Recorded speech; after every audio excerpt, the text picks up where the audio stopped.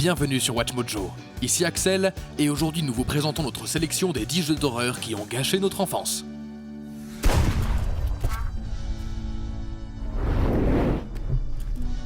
Pour cette liste, nous nous intéressons à divers jeux d'horreur qui ont pris des morceaux de ce que nous aimions quand nous étions enfants et les ont transformés en nos pires cauchemars. Lequel de ces jeux vous a le plus effrayé? Partagez votre peur avec nous dans les commentaires. Numéro 10, My Friendly Neighborhood.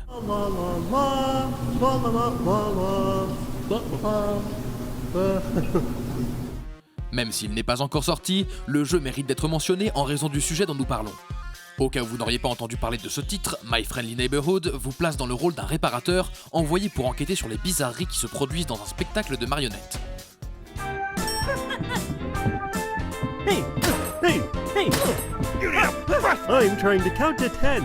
Oui, il s'agit en fait d'un survival horror très fortement inspiré de Sesame Street, et voir les Muppets excentriques se faire exploser en morceaux est certes déconcertant. Pourtant, il y a quelque chose dans leur regard vide et dans les environnements sombres qui nous donne un peu la nausée. C'est vrai, qu'est-ce qui se passe ici?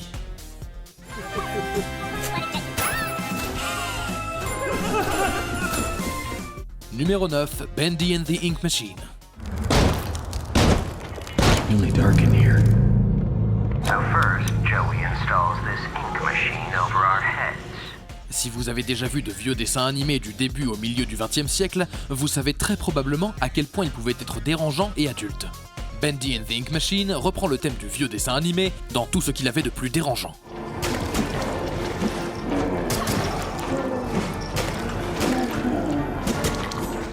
Dans la peau de Henry Stein, les joueurs explorent un studio d'animation abandonné où un mystérieux appareil a donné vie à des versions démentes des personnages phares du studio. À partir de là, on découvre une histoire remplie de politiques de bureau, de jalousie et peut-être même de rituels cultistes. Vous ne regarderez plus jamais Félix le chat ou Mickey de la même manière après avoir joué à ce jeu. The ritual must be completed. Soon he will hear me. He will set us free. Numéro 8, Baldi's Basics. Problem 1. Good one. You're doing fantastic. Baldi's Basics était un autre de ces jeux d'horreur qui se déguise en quelque chose de bien plus innocent qu'il ne l'est en réalité avant d'imposer la peur. Au démarrage, il ressemble à n'importe quel autre jeu ludo-éducatif que vous auriez vu sur un ordinateur MS-DOS. Cependant, une question impossible vous met dans le collimateur de l'antagoniste titulaire du jeu, qui vous poursuivra dans l'école tout en frappant une règle contre sa main. Et ça annonce rien de bon. No running in the halls. En réalité, ce sont les images brutes et désuètes qui donnent au jeu un aspect plus obsédant qu'il ne l'est en réalité, et c'est peut-être de là que vient son succès.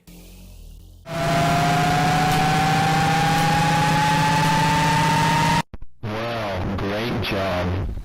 Numéro 7, Tattletale.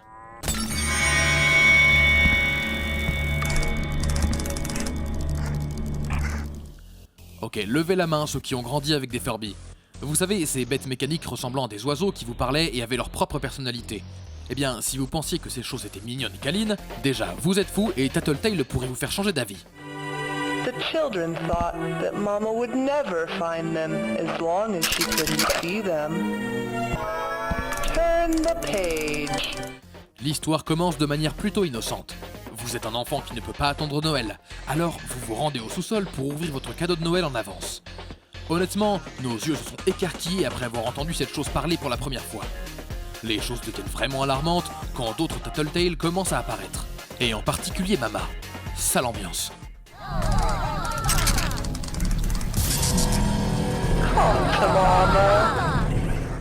Numéro 6, Until Dawn, Rush of Blood. Some days you just don't feel at one with yourself, do you? Quelque chose à propos des manèges en fête foraine ne convient pas à la plupart des gens. Pour certains, ce sont les moments dans l'obscurité totale. Pour d'autres, c'est le fait d'être enfermé dans une boîte en métal et de ne pas avoir le contrôle de ce qui se passe. Rush of Blood combine ces deux peurs et crée un manège de terreur qui vous fera jurer de ne plus jamais vous rendre à une autre fête foraine, même si celle-ci semble très colorée.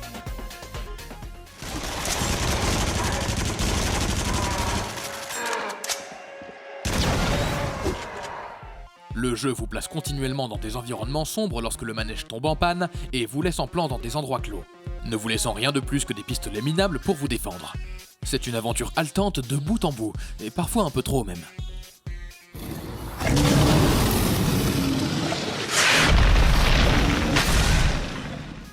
Numéro 5, Poppy Playtime. If you're seeing this, then you're trespassing. Yeah, we play this little tape on loop whenever we close the factory for the day. De temps en temps, le monde reçoit un nouveau jouet dont beaucoup raffolent, tandis que d'autres en ont une peur bleue. On pourrait parler du singe en peluche avec des cymbales, les Teddy Ruxpin, les poupées trolls, et sans vouloir en rajouter, les Furbies aussi. Et Poppy Playtime n'aide vraiment pas à rendre ses jouets plus charmants.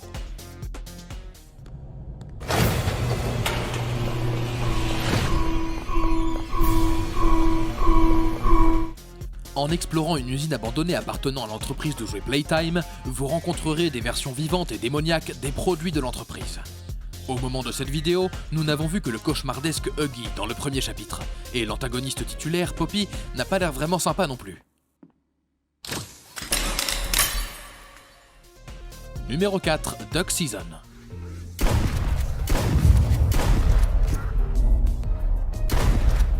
Vous vous souvenez peut-être de l'époque où vous passiez des heures dans le salon à jouer aux nouveaux jeux vidéo que vos parents vous avaient offerts pour votre anniversaire ou pour Noël.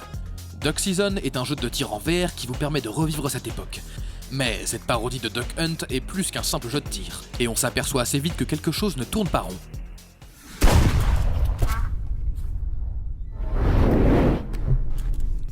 Est-ce les publicités scandaleuses destinées aux enfants? Est-ce le chien qui a l'air un peu stupide? Sans entrer dans le domaine des spoilers, nous dirons ceci. Si l'idée d'avoir un inconnu chez vous vous fait peur, alors Duck Season va être traumatisant.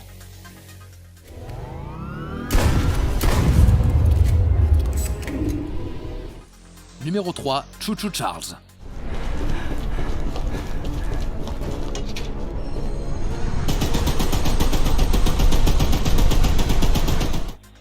Voici un autre jeu d'horreur qui n'est pas encore sorti, mais qui mérite tout de même de figurer sur cette liste. Pendant des années, Internet a fait de Thomas le Petit Train un mème total. Et Choo Choo Charles joue avec ce concept en vous envoyant à la figure un train avec des pattes d'araignée. Ah mon dieu.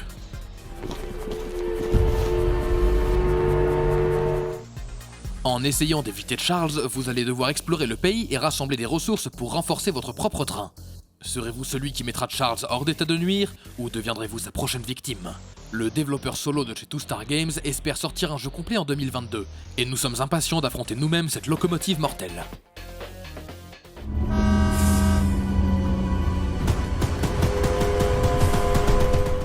Numéro 2, Doki Doki Literature Club.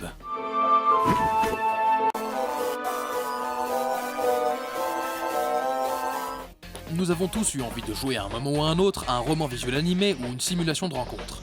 Comme la plupart des gens le savent maintenant, Doki Doki Literature Club se présente d'abord sous un aspect joyeux, mais certains dialogues laissent entrevoir l'imagerie cauchemardesque qui se cache sous sa façade.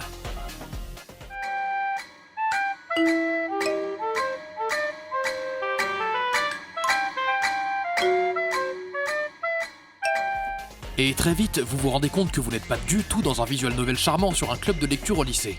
Vous n'êtes que la cible du jeu dérangeant de l'un des personnages. C'est ce revirement qui a poussé beaucoup de gens, moi y compris, à se précipiter sur le jeu. Et c'est également la raison pour laquelle nous sommes désormais méfiants dès que nous voyons un visual novel.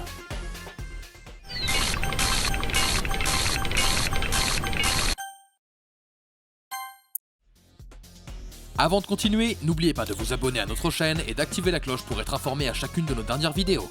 Vous avez la possibilité d'être notifié pour des vidéos occasionnelles ou pour toutes nos vidéos. Et si vous êtes sur téléphone, assurez-vous d'aller dans vos paramètres et d'activer les notifications. Et le numéro 1 de cette liste est Five Nights at Freddy's. Welcome to Freddy Fazbear's Pizza, a magical place for kids and grown-ups alike, where fantasy and fun come to life. Évidemment qu'on allait mettre FNAF en tête de liste. On peut dire ce qu'on veut à son sujet. Il est dépassé, il y a beaucoup trop de jeux, et l'auteur se prend la tête pour une histoire pas si ouf que ça. Le fait est que FNAF a montré le potentiel de transformation des souvenirs d'enfance en carburant pour cauchemar.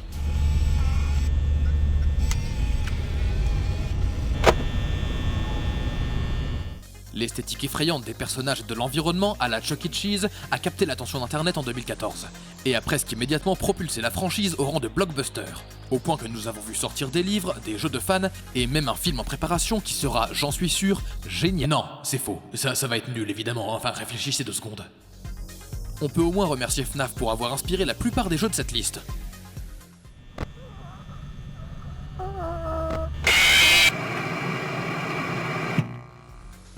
Envie de voir plus de contenu sur le thème du gaming? Pensez à regarder ces vidéos sur WatchMojo, et n'oubliez pas de vous abonner et d'activer la cloche pour être informé à chacune de nos dernières vidéos. C'était Axel, merci d'avoir regardé, et à la prochaine.